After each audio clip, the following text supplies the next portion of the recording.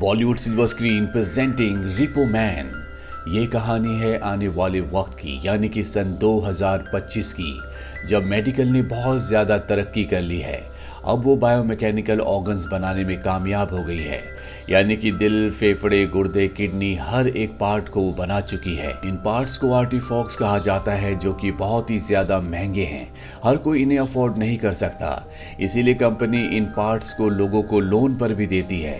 पर जो भी इंसान लोन नहीं चुका पाता, कंपनी अपने रिपो मैन को उस आदमी को ढूंढने के लिए भेजती है, जो उस आदमी को ढूंढकर उसकी बॉडी से उस ऑर्गन को निकाल लेता है, जिससे उसकी मृत्यु हो जाती है। लेकिन कंपनी को इससे कोई फर्क नहीं पड़ता। इन ऑर्गन्स को जो कंपनी बनाती है उसका नाम होता है द यूनियन। द यूनियन के दो बेस्ट रिपो मैन है, रिमी और उसका पार्टनर जेक। इनसे बेहतर इस काम को कोई भी नहीं कर सकता। लेकिन रिमी की पत्नी उसके इस काम से बिल्कुल खुश नहीं होती। वो कहती कि तुम्हें अपने काम को बदलना चाहिए, इसका गलत असर हमारे बेटे पीटर के ऊपर पड़ सकता है। अब एक दिन रिमी के घर में पार्टी होती है, तभी उसका पार्टनर जेक उससे कहता है कि हमें अपने एक मिशन को पूरा करना है। एक आदमी है जिसकी बॉडी से हमें ऑर्गन को निकालना होगा, इसके हमें बहुत सारे पैसे मिलेंगे। हालांकि जेक ये करना तो नहीं चाहता था, क्योंकि उसके घर पर पार्टी है, लेकिन पैसों का नाम सुनकर वो तैयार हो जाता है और वो वहीं सड़क पर उस आदमी को पकड़कर उसकी बॉडी से ऑर्गन निकाल लेते हैं। और जब वो ऐसा कर रहे होते हैं तो रिमी की पत्नी और उसका बेटा उसे ऐसा करते हुए देख लेते हैं, जिस बात से रिमी की पत्नी को गुस्सा आता है और वो अपने बेटे को घर से लेकर निकल जाती है, जिस बात से रिमी को बहुत दुख होता है। अगले दिन रिमी और उसका पार्टनर जेक पेट्रोलिंग में होते हैं, यानी कि वो ऐसे लोगों को ढूंढ रहे होते हैं जिन्होंने द यूनियन कंपनी से ऑर्गन्स ट्रांसप्लांट करवाए थे और इसके बाद पैसे नहीं दिए। दरअसल इनके पास एक गैजेट होता है जिसकी मदद से इन्हें पता चल जाता है कि वो लोग कहां पर है, क्योंकि लोगों की बॉडी के अंदर जो ऑर्गन्स लगाए जाते हैं उसमें एक ट्रैकिंग डिवाइस भी लगाया जाता है। अब जो इनके पास इनका मॉनिटर होता है, उससे इन्हें पता चलता है कि आसपास बहुत सारे ऐसे लोग हैं जिन्होंने द यूनियन से ऑर्गन्स लगवाए थे, लेकिन उन्हें पैसे नहीं दिए और अब वो इस देश को छोड़ने की कोशिश कर रहे हैं। ये सब के सब उस जगह पहुंच जाते हैं जहां पर वो सभी लोग छुपे हुए होते हैं। ये उन्हें अरेस्ट करने की कोशिश करते हैं, लेकिन वो लोग इन पर हमला कर देते हैं। पर ये दोनों भी पहले सोल्जर रह चुके हैं, इसीलिए इनको फाइट के हर एक तौर तरीके आते हैं। ये उन सभी लोगों को बंदी बनाकर उनके ऑर्गन्स निकालकर द यूनियन कंपनी में पहुंच जाते हैं, जहां पर द यूनियन कंपनी का बॉस इनके काम से बहुत खुश होता है। वो इन दोनों को फुल टाइम रिपो मैन का काम करने के लिए कहता है, पर रिमी कहता है कि अब मैं इस काम को छोड़ना चाहता हूं, आप मुझे सेल्स डिपार्टमेंट में ट्रांसफर कर दीजिए। दरअसल वो अपनी पत्नी और अपने बेटे को वापस अपने पास देखना चाहता है, इसीलिए अब वो रिपो मैन के काम को छोड़ना चाहता है। पर इससे पहले कि उसका बॉस कुछ कहता, उसका दोस्त जेक उसकी बात काटते हुए कहता है कि हम इस बारे में सोचेंगे। अभी दोनों के दोनों वहां से निकल जाते हैं। रास्ते में उसका दोस्त उसे कहता है कि हम जो भी काम कर रहे हैं उसमें कुछ भी गलत नहीं है। जेक उसे एक जगह ड्रॉप कर देता है जहां पर उसे अपने अगले टारगेट की बॉडी से ऑर्गन को निकालना है। ये एक बहुत बड़ा म्यूजिशियन है जिसका रिमी बहुत बड़ा फैन है। वो अपनी कंपोजिशन को कंप्लीट कर रहा होता है। रिमी उसे अपनी कंपोजिशन पूरा करने का टाइम देता है और इसके बाद वो उसकी बॉडी से उसकी ऑर्गन को निकालने के लिए इलेक्ट्रिक शॉक वाली डिवाइस को निकालता है। पर जैसे ही वो उसे इलेक्ट्रिक शॉक दे रहा होता है, खुद उसे इलेक्ट्रिक शॉक लग जाता है और वो बहुत दूर जाकर गिरता है। जब रिमी की आंख खुलती है तो वो हॉस्पिटल में होता है। उसके आगे उसका बॉस और उसका दोस्त जैक है। रिमी का बॉस उसे बताता है कि तुम्हें इलेक्ट्रिक शॉक डिवाइस की खराबी की वजह से लगा था, जिस वजह से तुम्हारा हार्ट बहुत हद तक डैमेज हो चुका है। अब हमें इसे रिप्लेस करना होगा, यानी कि उसे आर्टिफैक्ट हार्ट लगाना होगा। रिमी कहता है कि मैं ऐसा कभी नहीं करूंगा। वो बड़ी मुश्किल से खड़ा होता है और बाहर की तरफ चल पड़ता है, पर अगले पल वो बेहोश हो जाता है, क्योंकि उसका हार्ट अब बहुत ज्यादा कमजोर हो चुका है। इसीलिए उसे आर्टिफिशियल हार्ट लगाना पड़ता है। रिमी जल्दी पूरी तरह से रिकवर हो जाता है। वो अपनी पत्नी से मिलने जाता है, क्योंकि उसने अपनी जॉब नहीं छोड़ी होती, इसीलिए उसकी पत्नी उसे डाइवोर्स दे देती है। अब वो एक बार फिर से अपनी जॉब में वापस आ जाता है। उसे एक मिशन दिया जाता है जिसमें उसे एक आदमी की बॉडी से उसके आर्टिफिशियल ऑर्गन को निकालना होगा, क्योंकि इसने द यूनियन को इस आर्टिफिशियल ऑर्गन के पैसे नहीं चुकाए। रिमी उस आदमी को बेहोश कर देता है और अपना सर्जिकल नाइफ निकालता है, और अब उसके हाथ कांप रहे होते हैं। जो काम वो पहले आराम से कर लिया करता था, अब उस काम को करने में उसे बहुत प्रॉब्लम हो रही होती है। वो चाहकर भी उसके ऑर्गन को नहीं निकाल पाता और वहां से निकल जाता है। और ऐसा इसलिए होता है क्योंकि अब वो खुद भी एक आर्टिफिशियल ऑर्गन के साथ जिंदा है। वो अपने आप को उन लोगों से रिलेट कर पा रहा होता है जिनके आर्टिफिशियल ऑर्गन्स लगे हुए हैं। वो अपने दोस्तों के पास जाता है जो सभी रिपो मैन हैं और उन्हें बताता है कि अब वो इस काम को नहीं कर सकता। इसके बाद वो अपने बेटे से मिलने के लिए जाता है, जहां पर उसकी पत्नी उसे एक लेटर दिखाती है जो उसी कंपनी से आया होता है जिस कंपनी में वो काम करता है, जिस कंपनी से उसने अपना हार्ट लगवाया है। दरअसल अब उसके ऊपर कर्जा है जो उसने नहीं चुकाया, तो उसके ऑर्गन को भी निकाल लिया जाएगा। वो अपने बॉस के पास जाता है और कहता है कि मुझे सेल्स डिपार्टमेंट में ट्रांसफर कर दिया जाए। उसका बॉस उसे सेल्स डिपार्टमेंट में ट्रांसफर कर देता है और जो लोग यहाँ पर नए ऑर्गन्स की इंक्वायरी करने के लिए आते हैं, चाहकर भी रिमी उनसे झूठ नहीं बोल पाता। वो उन्हें सच सच बता देता है कि अगर आपने पेमेंट टाइम पर नहीं किया तो आपके ऑर्गन को जबरदस्ती निकाल लिया जाएगा, जिससे आपकी मौत हो जाएगी। इस वजह से कोई भी उससे ऑर्गन नहीं लेता और अगर कोई उससे ऑर्गन नहीं लेगा तो उसकी इनकम भी नहीं बन सकती।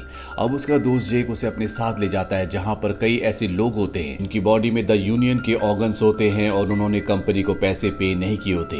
जैक यहाँ पर अपने दोस्त रिमी के लिए 2 आदमियों को टारगेट करता है और उसे कहता है कि अब तुम्हें इनके ऑर्गन्स निकालने होंगे ताकि तुम अपनी जॉब में वापस आ जाओ। और जब रिमी ऐसा कर रहा होता है तभी एक दूसरा आदमी उस पर हमला कर देता है, जिससे वो इंजर्ड हो जाता है। कुछ देर बाद वो देखता है कि यहाँ पर वो सिंगर भी है जिस सिंगर को उसने कभी एक बार में देखा था और इस सिंगर को बहुत ज्यादा पसंद करता है। ये सिंगर पूरी तरह से नशे में होती है, इसीलिए वो इस सिंगर को लेकर यहाँ से एक मोटेल में आ जाता है, जहाँ उसे पता चलता है कि इस सिंगर की बॉडी में बहुत सारे आर्टिफिशियल ऑर्गन्स हैं और जल्दी इसकी डेट खत्म होने वाली है और अगर इसने पैसे नहीं दिए तो इसको भी मारकर इसकी बॉडी से ऑर्गन्स निकाल लिए जाएंगे। इसीलिए वो कंपनी में वापस आता है ताकि अपने और उस सिंगर के जितने भी पेमेंट के रिकॉर्ड्स हैं उन सबको पूरी तरह से खत्म कर सके। पर जब वो ऐसा कर रहा होता है वहां पर जेक आ जाता है, जिस वजह से उसे वहां से जाना पड़ता है। रिमी अब वापस मोटेल में आता है जहां पर वो सिंगर से कहता है कि हमें यहाँ से निकलना होगा। ये दोनों के दोनों दूर शहर से एक सुनसान जगह जाते हैं जहां पर एक अबेंडन यानी कि बहुत पुराना घर होता है। ये उस घर में रहने का फैसला करते हैं, जहां सफाई के दौरान उस सिंगर को एक पुराना टाइपराइटर मिलता है। वो उस टाइपराइटर को रिमी को देती है और कहती है कि तुम इस पर अपनी कहानी लिख सकते हो। वहीं द यूनियन कंपनी को दिखाया जाता है जहां पर यूनियन कंपनी का बॉस रिमी के केस को उसी के दोस्त जेक को देता है, यानी कि उसे मारकर उसके बॉडी के ऑर्गन को, उसके हार्ट को निकालना होगा। लेकिन जेक इस केस को लेने से मना कर देता है, इसीलिए इस केस को एक दूसरे रिपो मैन को दिया जाता है जो उस जगह पहुंच जाता है जहां पर रिमी और वो सिंगर है। सिंगर के अधिकतर बॉडी पार्ट्स आर्टिफिशियल है, जिसमें उसके कान भी हैं, इसीलिए उसके सुनने की शक्ति बहुत ज्यादा है। उसे पता चल जाता है कि कोई उनकी तरफ आ रहा है। वही बात रिमी को बताती है। जिस फ्लोर पर ये ऊपर रह रहे होते हैं वहां फर्श पर एक बहुत बड़ा होल होता है। ये उस होल को कवर कर देते हैं और रिमी सामने टाइपराइटर पर कुछ लिखना शुरू कर देता है और तभी रिपोमैन वहां पर आ जाता है। रिपोमैन अपने हथियार निकालता है और रिमी से कहता है कि तुम्हें अपने आप को मेरे हवाले करना होगा। रिमी चुपचाप टाइपराइटर पर अपना काम कर रहा होता है। रिपोमैन उसकी तरफ बढ़ना शुरू कर देता है, लेकिन उसे नहीं पता होता कि उसके लिए यहाँ पर जाल बिछाया गया है। उसका पैर उस जगह पड़ जाता है जहां पर गड्ढा है जिसे कवर करके छुपाया गया था। रिपोमैन ऊपर से बहुत बुरी तरह से नीचे गिरता है। दरवाजे के पीछे सिंगर भी छुपी हुई होती है और जैसी वो थोड़ा सा आगे आती है पूरा का पूरा फ्लोर धंस जाता है और वो भी नीचे गिर जाती है। रिपोमैन अब सिंगर को नीचे बेहोश करने वाला होता है कि ऊपर से रिमी उसके ऊपर टाइपराइटर फेंकता है, जिससे उसकी मृत्यु हो जाती है। ये दोनों भी यहाँ से निकल जाते हैं। रिमी जानता है कि अब उनके पीछे द यूनियन के लोग हैं, यानी कि रिपोमैन है, इसीलिए वो भेष बदल कर द यूनियन कंपनी में पहुंच जाता है, जहां पर वो अपने बॉस के ऑफिस में जाता है और उसे गन पॉइंट पर ले लेता है और कहता है कि तुम्हें कंपनी के अकाउंट डिटेल्स में से मेरे और सिंगर के अकाउंट यानी कि पेमेंट डिटेल्स को पूरी तरह से डिलीट करना होगा। उसका बॉस कहता है कि मैं चाहकर भी ऐसा नहीं कर सकता, क्योंकि पिछली बार जब तुमने सिस्टम में छेड़खानी की थी उसके बाद पेमेंट का सारा काम यहाँ से हेड ऑफिस में चला गया।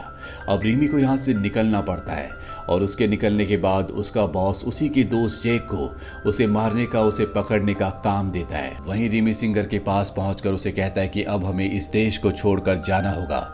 ये दोनों के दोनों देश से निकलने के लिए एयरपोर्ट पहुंच जाते हैं, जहां पर बहुत सारे रिपोमैन होते हैं। वो इन्हें स्कैन करते हैं, पर रिमी अपने स्कैन जैमर से उनके स्कैनर्स को जैम कर देता है, जिससे उन्हें नहीं पता चलता कि इनकी बॉडी में आर्टिफिशियल ऑर्गन्स है। इन्हें लगता है कि अब ये यहाँ से निकल जाएंगे और जब ये लाइन में होते हैं तभी तभी सिंगर के पैर से खून निकलना शुरू हो जाता है क्योंकि उसका पैर ऊपर से नीचे गिरने में जख्मी हो गया था। सिक्योरिटी ये देख लेती है और वो सिंगर को बैंडेज करने के लिए ले जाती है। यहाँ पर एक बार फिर से रिपो मैन इन्हें स्कैन करते हैं और उन्हें पता चल जाता है कि इनकी बॉडी में आर्टिफिशियल ऑर्गन्स है जिनके पैसे इन्हें चुकाने हैं। पर इससे पहले कि सिक्योरिटी इन्हें पकड़कर द यूनियन के पास ले जाती है, दोनों के दोनों उनसे फाइट करके यहाँ से भाग जाते हैं। रिमी सिंगर को अब एक ब्लैक मार्केट में ले जाता है जहाँ पर ऑर्गन्स की ब्लैक मार्केटिंग होती है। दरअसल उसका नी बहुत ज्यादा इंजर्ड है जो कि आर्टिफिशियल नी है और वहां पर एक छोटी लड़की उसके नी को ऑपरेट करना शुरू कर देती है। यहाँ पर अब जेक भी आ जाता है जो रिमी से कहता है कि तुम्हें मेरे साथ वापस चलना चाहिए, हम एक बार फिर से पहले की तरह काम कर सकते हैं। लेकिन रिमी साफ साफ मना कर देता है जिस बात से जेक को गुस्सा आ जाता है और वो रिमी को कहता है कि जिस इलेक्ट्रिक मशीन से तुम्हें शॉक लगा था, जिस वजह से तुम्हारा हार्ट ट्रांसप्लांट किया गया, उस इलेक्ट्रिक मशीन को मैंने खराब किया था ताकि तुम इस सिचुएशन में आ सको और मेरा साथ कभी न छोड़ो क्योंकि हम दोनों बहुत अच्छा काम कर रहे थे। ये सुनने के बाद रिमी को बहुत गुस्सा आता है। इन दोनों के बीच में फाइट होती है। जेक उससे बहुत ज्यादा ताकतवर है इसीलिए वो ऊपर से उसे नीचे फेंक देता है जिससे रिमी बेहोश हो जाता है और इससे पहले कि वो उसे अपने साथ ले जाता, सिंगर पीछे से आकर जेक को बेहोश कर देती है और रिमी को अपने साथ एक अंडरग्राउंड जगह ले जाती है जहां पर वो बहुत सारे लोग हैं जिनकी बॉडी में आर्टिफिशियल ऑर्गन्स हैं। ये सब यहाँ छुप कर रहते हैं। इन सब की जो फ्रीडम फाइटर लीडर है, जब वो रिमी की गर्दन पर रिपो मैन का टैटू देखती है तो वो उसे गन पॉइंट पर ले लेती है। लेकिन तभी रिमी उसे अपना हार्ट दिखाता है और कहता है कि मैं भी तुम में से एक हूँ। यहाँ पर अब रिमी डिसाइड करता है कि वो हेड ऑफिस जाएगा और जितने भी लोगों के वहां पर अकाउंट डिटेल्स हैं उन सब को पूरी तरह से डिलीट कर देगा ताकि सबको आज़ादी मिल सके। पर वो जानता है कि ये मिशन बहुत ज़्यादा खतरनाक है, इसीलिए आखिरी बार वो अपनी पत्नी और अपने बेटे से मिलने के लिए ट्रेन में जाता है जहाँ पर वो अपने बेटे को वो स्क्रिप्ट देता है जो उसने उसके लिए लिखी होती है। इसके बाद रिमी सिंगर के साथ मिलकर सबसे पहले अपने बॉस को किडनैप करता है। ये उसे लेकर हेड ऑफिस पहुंच जाते हैं जहां पर उसकी आंखों को स्कैन करके ये उस हेड ऑफिस के अंदर पहुंच जाते हैं जहां पर उन सब लोगों का डेटा है जिनकी बॉडी में आर्टिफिशियल ऑर्गन्स हैं। पर उस डेटा तक पहुंचना इतना आसान नहीं है क्योंकि वहां पर सिक्योरिटी बहुत ज्यादा सख्त होती है। ये दोनों के दोनों उस जगह पहुंच जाते हैं जहां पर बहुत सारे वैज्ञानिक आर्टिफिशियल ऑर्गन्स को बना रहे होते हैं। तभी यहाँ पर सिक्योरिटी भी आ जाती है जो इन पर हमला कर देती है। ये दोनों किसी तरह से उनसे बचते हुए भागकर उस रूम तक पहुंच जाते हैं जहां पर डेटाबेस है और उसे खोलने के लिए इन्हें स्कैनर चाहिए जो कंपनी के हर एक ऑर्गन में होता है। सिंगर की बॉडी में बहुत सारे ऑर्गन्स हैं, इसीलिए रिमी उसके नी से एक ऑर्गन निकालने लगता है जिससे उसे बहुत दर्द होता है। वहीं इसी रूम के बाहर जैक और उसका बॉस भी पहुंच जाते हैं। दोनों के दोनों दरवाजा खोलकर अंदर आ जाते हैं जहां देखते हैं कि इनके सामने रिमी है। रिमी का और जेक का बॉस जेक को कहता है कि तुम्हें अब रिमी को मारना होगा, पर वो ऐसा नहीं करता बल्कि वो अपने बॉस को ही मार देता है। इसके बाद ये ऑर्गन की मदद से स्कैन करके उस डेटाबेस को खोलते हैं और उसके अंदर एक्सप्लोसिव लगाकर उस पूरे सिस्टम को ब्लास्ट कर देते हैं जिससे अब इस दुनिया में जितने भी वो लोग हैं जिनकी बॉडी में ऑर्गन्स हैं उन तक अब ये कंपनी नहीं पहुंच सकती। उनकी पूरी डिटेल्स अब पूरी तरह से खत्म हो चुकी है। इस काम को करने से जेक, रिमी और सिंगर तीनों बहुत खुश होते हैं। इन तीनों को अब एक बीच पर दिखाया जाता है जहां पर रिमी और सिंगर आजादी की जिंदगी जी रहे होते हैं। यहाँ पर रिमी के पास एक बुक भी रखी होती है जिसे जेक देखता है। दरअसल रिमी ने अपने बेटे को जो स्क्रिप्ट दी थी वो उसने पब्लिश करवा दी थी जो कि अब एक फेमस किताब बन चुकी है।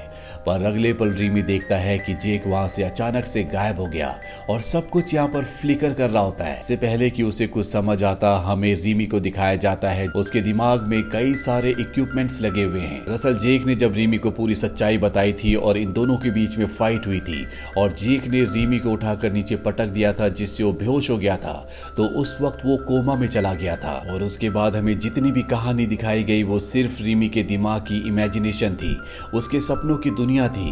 दरअसल उस घटना के बाद रिमी के दोस्त जैक ने उसके हार्ट के सारे पैसे कंपनी को चुका दिए थे और अब उसका जो भी इलाज हो रहा होता है वो जेक ही करवा रहा होता है। जेक के कहने पर वैज्ञानिकों ने रिमी के दिमाग को कंप्यूटर से जोड़ दिया होता है और उसे वही सपने और उसे वही हकीकत दिखा रहा होता है जो उसका दिमाग देखना चाहता था, जैसा वो करना चाहता था।